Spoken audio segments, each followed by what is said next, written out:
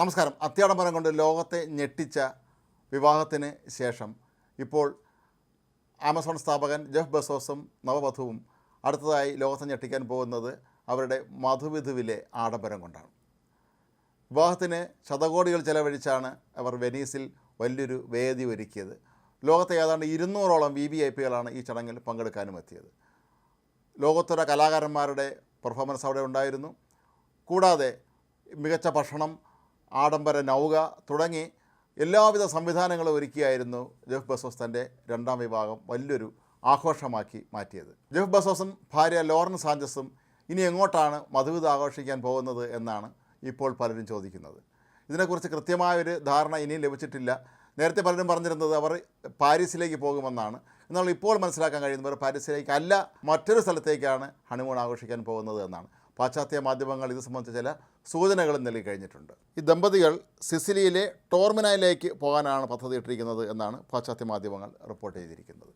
ഇരുവരും അവരുടെ ആഡംബര നൗകയിൽ നിന്ന് ഹെലികോപ്റ്ററിലാണ് യാത്ര തിരിച്ചിട്ടുള്ളത്. സിസിലിയിലെ മനോഹരമായ പ്രകൃതി ഭംഗി നിറഞ്ഞു നിൽക്കുന്ന സ്ഥലത്ത് ഉള്ള ഒരു അത്യാഡംബര ഹോട്ടലിലേക്കാണ് ഇരുവരും ഹണിമൂൺ ആഘോഷിക്കുന്നതിനായി പോകുന്നത് എന്നാണ് ഇപ്പോൾ ലഭിക്കുന്ന വിവരം. 4 സീസൺസ് സാൻ ഡൊമിനിക്കോ പാലസ് എന്ന നക്ഷത്ര ഹോട്ടലിലായിരിക്കും ഇവർ താമസിക്കുക. ഈ ഹോട്ടലിന് വലിയൊരു ചരിത്രമുണ്ട്. ഈ ഹോട്ടലിൻ്റെ കെട്ടിടം രണ്ടാം ലോക മഹായുദ്ധകാലത്ത് ജർമ്മൻ സൈന്യം കയ്യേറി താമസിച്ചിരുന്നതായിരുന്നു. ഇത് മനസ്സിലാക്കിയ സഖ്യസേന ഈ ഹോട്ടൽ ആക്രമിച്ച് തകർക്കുകയായിരുന്നു. ഒരുപാട് വർഷങ്ങൾക്ക് ശേഷമാണ് പിന്നീട് ഈ കെട്ടിടം വീണ്ടും പുനരുദ്ധരിച്ച് വലിയൊരു ഹോട്ടലാക്കി മാറ്റിയത്.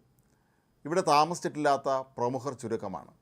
ഒരു രാത്രി ചെലവഴിക്കുന്നതിന് ഏതാണ്ട് 7000 യൂറോയിലധികം നൽകേണ്ടി വരും എന്നാണ് ഇപ്പോൾ പറഞ്ഞു കേൾക്കുന്നത്. മാത്രമല്ല ഇവിടെയുള്ള ഓരോ ആഡംബര സംവിധാനത്തിനും അത്രത്തോളം വിലയുണ്ട് എന്നുള്ളതാണ് മറ്റൊരു കാര്യം. 2017 G7 ഉച്ചകോടി നടന്നത് ഇതേ ഹോട്ടലിൽ വെച്ചാണ് എന്ന് പറയുമ്പോൾ എത്രത്തോളം വലിപ്പമുള്ളതാണ് ഈ ഹോട്ടൽ എന്ന് നമുക്ക് ഊഹിക്കാൻ കഴിയും. ഏതായാലും നവദമ്പതികൾ അവരുടെ മധുവിധുവും വലിയ ആഡംബരത്തോടുകൂടി തന്നെ നടത്താൻ ആഗ്രഹിക്കുന്നു എന്ന വാർത്തകൾ പുറത്തുവന്ന സാഹചര്യത്തിൽ അവർ ഇങ്ങോട്ടേക്ക് തന്നെയായിരിക്കും വരുന്നത് എന്നാണ് സൂചന.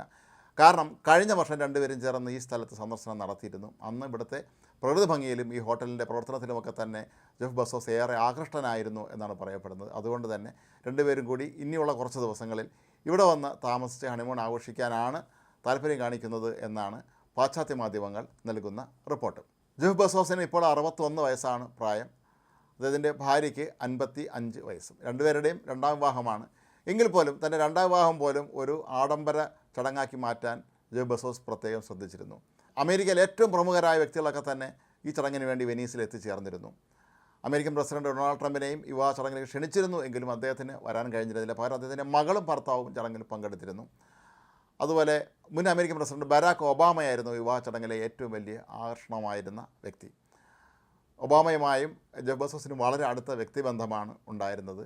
ഒബാമയുടെ ചാരിറ്റി പ്രവർത്തനങ്ങളൊക്കെ തന്നെ ജെഫ് ബെസോസ് വലിയ തോതിലുള്ള സഹായവും നൽകിയിരുന്നു. ഏതായാലും 3 ദിവസം നീണ്ടു നിന്ന ഈ ആഡംബര കല്യാണത്തിന് ലോകത്തെ ഞെട്ടിപ്പിച്ച, അതായത് ഈ നൂറ്റാണ്ടിലെ ഏറ്റവും വലിയ വിവാഹം എന്നാണ് ഇതിനെ മാധ്യമങ്ങൾ വിശേഷിപ്പിച്ചിരുന്നത്.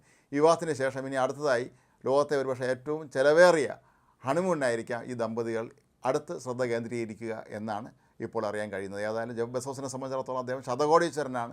എങ്ങനെയാണെങ്കിലും ജീവിക്കാനുള്ള സംവിധാനങ്ങൾ അദ്ദേഹത്തിനുണ്ട് എന്നുള്ളത് കൊണ്ട് തന്നെ ഇതിനെ ഒരു ആഘോഷമാക്കി മാറ്റിയിരിക്കുകയാണ് പാശ്ചാത്യ മാധ്യമങ്ങൾ.